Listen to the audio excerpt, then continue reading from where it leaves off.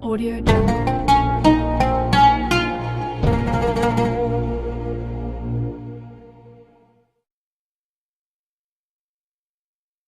Pada suatu hari, kami bersama Rasulullah SAW sedang mengadakan pertemuan di rumah salah seorang sahabat Ansor di Madinah. Tiba-tiba, iblis memanggil dari luar. Iblis pun berkata, "Wahai penghuni rumah, apakah kalian mengizinkan aku masuk? Karena kalian membutuhkan aku." Rasulullah SAW pun bertanya kepada para sahabatnya. Rasulullah pun berkata, "Apakah kalian tahu siapa yang berseru itu?" Para sahabat pun menjawab, "Tentu Allah dan Rasulnya yang lebih tahu." Rasulullah pun kemudian berkata, "Dia adalah iblis yang terkutuk. Semoga Allah senantiasa melaknatnya." Umar bin Khattab pun kemudian bertanya, "Wahai Rasulullah, apakah engkau mengizinkan aku membunuhnya?" Rasulullah pun berkata, "Bersabarlah wahai Umar. Apakah engkau tidak tahu bahwa dia termasuk yang tertunda kematiannya sampai waktu yang ditentukan di hari kiamat?"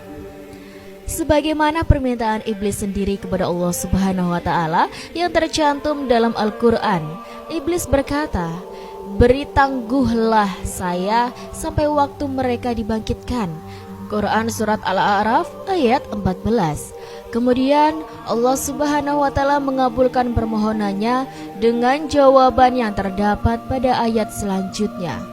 "Sesungguhnya kamu termasuk mereka yang diberi tangguh hidup sampai hari kiamat." Quran surat Al-A'raf ayat 15.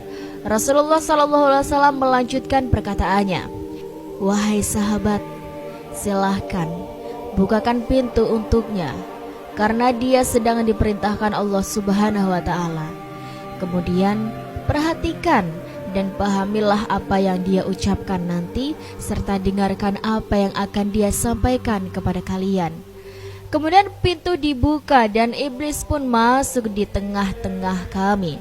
Ternyata dia adalah seorang yang sudah tua bangka dan buta sebelah matanya. Dagunya berjanggut sebanyak 7 helai yang panjangnya seperti rambut kuda. Kedua kelopak matanya masyikukatani, memanjang terbelah ke atas, tidak ke samping. Kepalanya seperti kepala gajah yang sangat besar. Gigi taringnya memanjang keluar seperti taring babi, dan kedua bibirnya seperti bibir macan. Dalam Al-Quran, kepalanya seperti kepala gajah yang sangat besar. Gigi taringnya memanjang keluar seperti taring babi, dan kedua bibirnya seperti bibir macan. Dalam Al-Quran digambarkan bahwa kepala setan seperti buah zakum seperti kepala setan-setan. Quran surat As-Saffat ayat 65. Iblis pun masuk. Iblis pun berkata, "Assalamualaikum ya Muhammad. Assalamualaikum ya jama'atal muslimin." Rasulullah SAW pun menjawabnya, "Assalamulillah ya lainin," yang artinya keselamatan hanya milik Allah Subhanahu wa taala, wahai makhluk terlaknat. "Aku mengetahui engkau punya keperluan terhadap kami. Apa keperluanmu itu, wahai iblis?" Iblis pun menjawab, "Wahai Muhammad, aku datang bukan karena keinginanku sendiri, tetapi aku datang karena ada yang memerintah dan memaksaku datang kemari." Rasulullah SAW pun menjawabnya, "Apakah yang membuatmu terpaksa datang ke sini, wahai terlaknat?" Iblis pun menjawab, "Aku didatangi oleh malaikat utusan Tuhan yang Maha Agung, dan dia berkata kepadaku." Berikut perkataan malaikat kepada iblis, "Sesungguhnya Allah Subhanahu wa taala menyuruhmu untuk datang kepada Rasulullah dalam keadaan hina dan tunduk. Engkau harus memberitahukan kepadanya bahwa tipu muslihat, godaan dan rekayasamu terhadap Bani Adam, bagaimana engkau membujuk dan merayu mereka, engkau harus menjawab dengan jujur semua yang ditanyakan kepadamu." Allah Subhanahu wa taala berfirman, Demi kemuliaan dan keagunganku, jika engkau berbohong sekali saja dan tidak berkata dalam benar dalam memberikan jawaban kepada utusanku, niscaya aku, Allah Subhanahu wa Ta'ala, jadikan kamu setan hancur menjadi debu yang dihempas oleh angin. Dan aku, Allah Subhanahu wa Ta'ala, puaskan musuhmu manusia. Maka bencana yang menimpamu itu. Dengan ancaman itu, iblis takut dan berkata jujur. Kemudian mereka pun memulai dialognya. Iblis berkata, "Wahai Muhammad, sekarang aku datang kepadamu sebagaimana aku diperintahkan. Sekarang tanyakanlah kepadaku apa yang ingin engkau tanyakan. Jika aku tidak memuaskanmu tentang apa yang engkau tanyakan kepadaku, niscaya musuhku akan puas atas musibah yang akan menimpaku. Karena pasti aku akan menjadi debu." Kemudian Rasulullah SAW pun menjawabnya, "Baiklah, aku akan mulai pertanyaan kepadamu. Jika engkau benar-benar jujur, maka beritahukanlah kepadaku orang yang paling engkau benci." Iblis pun menjawab, "Anak muda yang bertakwa secara total, menyerahkan seluruh jiwa dan raganya kepada Allah Subhanahu wa Ta'ala." Rasulullah pun kemudian bertanya lagi, "Lalu siapa lagi?" Iblis pun kembali menjawabnya, "Orang alim yang berilmu dan wara, menjaga diri dari syubhat, dan orang yang penyabar." Rasulullah SAW pun bertanya lagi, "Lalu siapa lagi?" Iblis pun menjawab, "Orang yang terus-menerus dalam keadaan suci dan menjaga diri dari kotoran, yaitu orang yang selalu memperbaiki wudunya." Oleh karena itu, banyak ahli ibadah yang selalu dalam kondisi suci, yaitu mempunyai wudu, walaupun tidak akan melakukan sholat. Begitu juga orang yang selalu menjaga dan membersihkan hatinya dari sifat suudzon, iri hati, dengki dan sebagainya. Kemudian orang yang menghilangkan penyakit hatinya, karena orang yang selalu bersih badan hatinya serta bersih dari dosa, selalu bertobat, orang itu dicintai Allah Subhanahu wa Ta'ala, yang seperti terdapat pada Al-Quran penutup ayat surat Al-Baqarah. Sesungguhnya Allah Subhanahu wa Ta'ala menyukai orang-orang yang bertobat dan menyukai orang-orang yang mensucikan diri. Quran surat Al-Baqarah ayat 222.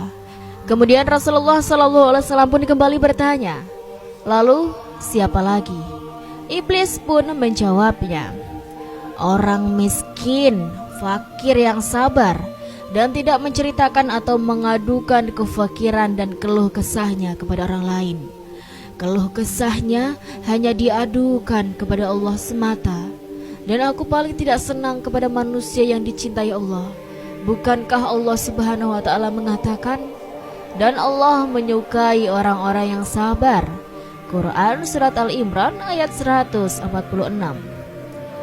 Aku pasti menggoda orang seperti ini, dan ada kabar lagi dari Allah bahwa ampunan dan kesabaran merupakan laba dari sebuah perdagangan bagi Allah yang tidak akan ada ruginya dan hal-hal yang diutamakan.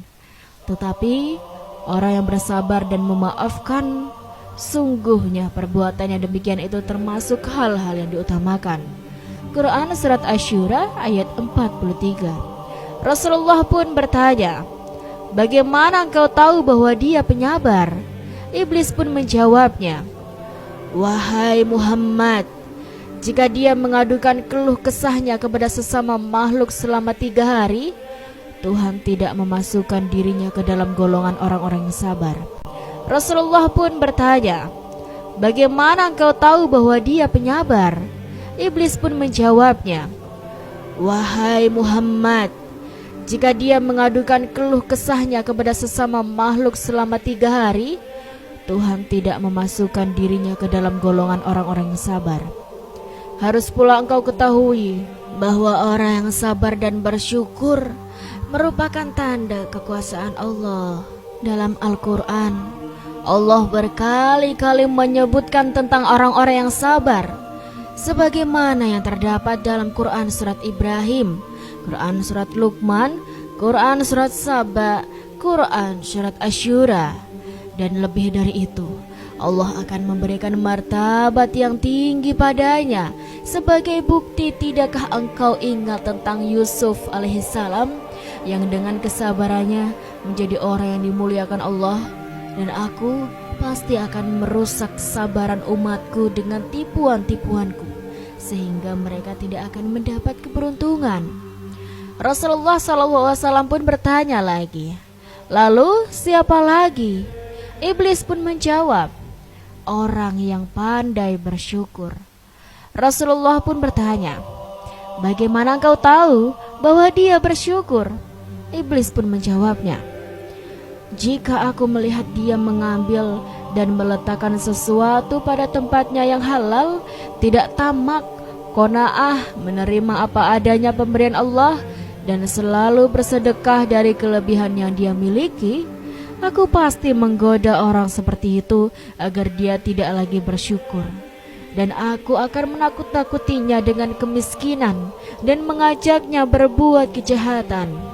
Di dalam Al-Quran pun dijelaskan, syaitan menjanjikan menakut-nakuti kamu dengan kemiskinan dan menyuruh kamu berbuat kejahatan atau kikir. Sedangkan Allah menjanjikan untukmu ampunan daripadanya dan karunia. Dan Allah maha luas karunianya, lagi maha mengetahui. Quran surat Al-Baqarah ayat 268. Rasulullah SAW pun bertanya, bagaimana keadaanmu jika umatku mengerjakan sholat? Iblis pun menjawabnya, aku merasa panas dan gemetar, tetapi aku tetap mengintai dan menggodanya agar dia dapat berpaling. Rasulullah SAW pun bertanya, mengapa sampai seperti itu wahai terlaknat? Iblis pun kemudian menjawabnya. Rasulullah SAW pun bertanya, mengapa sampai seperti itu wahai terlaknat? Iblis pun kemudian menjawabnya, bukankah jika seorang hamba bersujud kepada Allah dengan sekali sujud saja, maka Allah mengangkat derajatnya satu tingkat? Perintah sujud itu adalah awal dari murka Allah kepadaku sampai sekarang. Itu tercantum dalam Al-Quran. Dan ingatlah, ketika kami berfirman kepada malaikat, sujudlah kamu kepada Adam, maka sujudlah mereka kecuali iblis. Dia enggan dan takabur, dan adalah dia termasuk golongan orang-orang yang kafir. Quran surat Al-Baqarah ayat 34. Rasulullah SAW pun bertanya, kemudian jika mereka berpuasa? Iblis menjawab, aku terbelenggu sampai mereka berbuka puasa, dalam arti membatalkan puasanya dengan makan dan minum atau melakukan perbuatan lain yang menyebabkan batal puasanya. Iblis pun kemudian kembali menjawab, aku pun menjadi gila karena tidak tahu dari mana lagi aku akan memasukkan tipu daya. Semua pintu sudah tertutup. Bukankah dia sedang berkonsentrasi membaca talbiyah? Tetapi aku tetap mengintainya agar dia bisa takabur dalam beribadah. Rasulullah pun bertanya, jika mereka membaca Al-Quran? Iblis pun menjawab, aduh, aku meleleh seperti timah, meleleh di atas api. Rasulullah SAW pun kembali bertanya, lantas jika mereka berzakat? Iblis pun menjawab, seakan-akan orang-orang berzakat itu mengambil gergaji atau kapak dan memotongku menjadi dua. Rasulullah pun bertanya, mengapa begitu wahai Abu Murrah? Iblis pun menjawabnya, bukankah ada 4 manfaat dalam zakat itu yang menjadikan orang yang melakukannya jauh dariku? Pertama, Tuhan menurunkan berkah atas hartanya. Kedua, menjadikan orang yang berzakat disenangi makhluknya yang lain. 3, menjadikan zakatnya sebagai penghalang atas dirinya dengan api neraka. 4, dengan zakat Tuhan mencegah bencana dan malapetaka agar tidak menimpanya. Rasulullah SAW pun bertanya, "Kapan engkau merasa mudah membujuk umatku?" Iblis pun menjawab, "Pada 3 saat situasi." Rasulullah SAW pun bertanya, "Kapan engkau merasa mudah membujuk umatku?" Iblis pun menjawab, "Pada 3 saat situasi. 1. Sewaktu dia marah karena dia sendiri yang telah mengobarkan nafsunya. Yang kedua, di saat dia bingung menentukan pilihan. Pada saat itu aku akan menyusup dengan cepat. 3. Sewaktu 2 orang laki-laki dan perempuan yang bukan mahram berduaan, aku tunggu sampai mereka melakukan sesuatu." Rasulullah SAW pun kemudian bertanya lagi, "Apa pendapatmu tentang Umar?" Iblis pun menjawab, "Demi Tuhan, aku takut bertemu dengan Umar karena ketegasannya dalam menyikapi perintah dan larangan syariatmu." Rasulullah pun bertanya lagi, "Apa pendapatmu tentang Utsman?" Iblis pun menjawab, "Aku malu dengan orang yang para malaikat saja malu kepadanya." Rasulullah SAW pun bertanya, "Apa pendapatmu tentang Ali bin Abi Thalib?" Iblis pun menjawab, "Andai saja aku dapat selamat darinya dan tidak pernah bertemu dengannya, menukar dirinya kepala dengan kepala, dan kemudian dia meninggalkanku. Tetapi dia sama sekali tidak pernah melakukan hal itu." Ali bin Abi Thalib ini terkenal cerdas ya sobat. Jadi sang iblis pun ingin menukarkan kepalanya. Kemudian Rasulullah pun menyebutkan, "Segala puji hanya kepada Allah yang telah membahagiakan umatku dan menjadikan engkau menderita sampai hari kiamat." Kemudian iblis pun membantah, Heihata, tidak mungkin. Bagaimana mungkin umatmu akan bahagia sementara aku masih hidup dan tidak mati sampai hari kiamat? Bagaimana umatmu senang sementara aku masuk dalam diri mereka melalui aliran darah, daging, sedangkan mereka tidak melihatku? Demi Tuhan yang telah menciptakan aku dan memberi aku waktu untuk menunggu sampai hari mereka dibangkitkan, akan aku sesatkan mereka semua. Sobat, apakah kalian ingat Quran Surat Al-A'raf ayat 16 yang artinya, "Seperti mereka telah menyesatkanku, aku akan menghalang-halangi mereka dari jalan Allah yang lurus." Lalu iblis melanjutkan dengan mengatakan, "Aku akan datangi mereka dari semua jurusan muka belakang, kanan kiri, dan orang yang bersyukur tidak dapat didatangi setan." Dalam Quran Surat Al-A'raf ayat 17, Allah Subhanahu wa Ta'ala berfirman, "Kemudian saya akan datangkan mereka dari muka, dari belakang mereka, dan engkau tidak akan mendapati kebanyakan mereka bersyukur atau bertaat.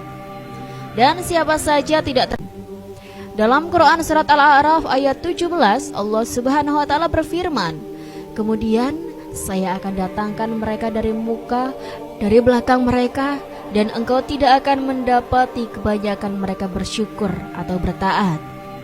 Dan siapa saja tidak terkecuali yang bodoh atau yang pandai, buta huruf atau tidak, kafir atau beriman, kecuali bagi para hamba yang mukhlis atau ikhlas, seperti yang tertulis dalam Al-Quran, kecuali hamba-hamba engkau yang mukhlis di antara mereka."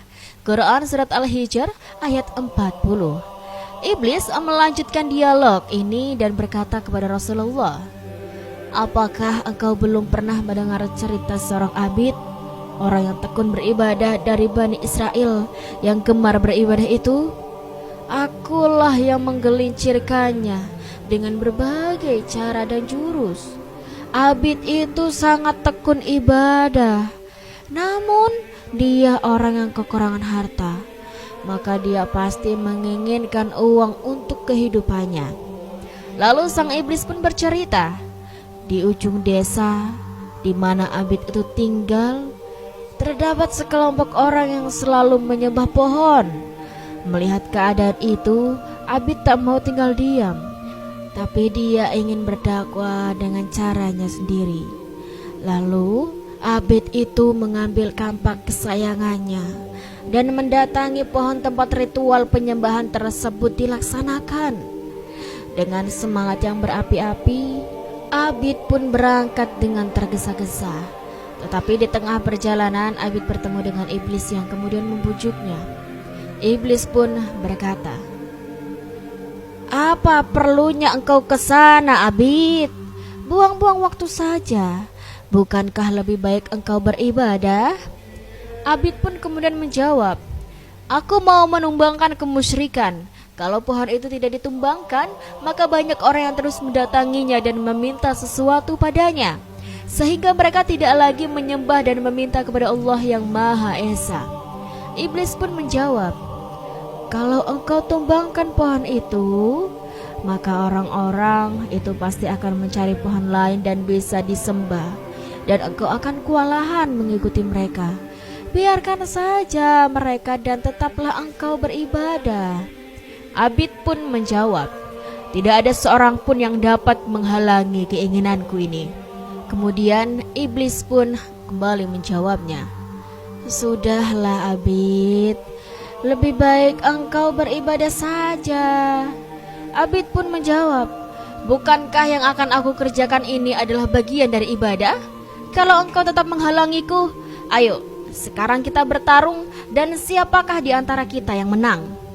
Lalu keduanya pun bertarung dan akhirnya pertarungan itu dimenangkan oleh sang Abid. Tubuh iblis diinjak oleh kaki Abid. Ketika Abid hendak mengayunkan kapaknya pada tubuh iblis yang telah diinjak,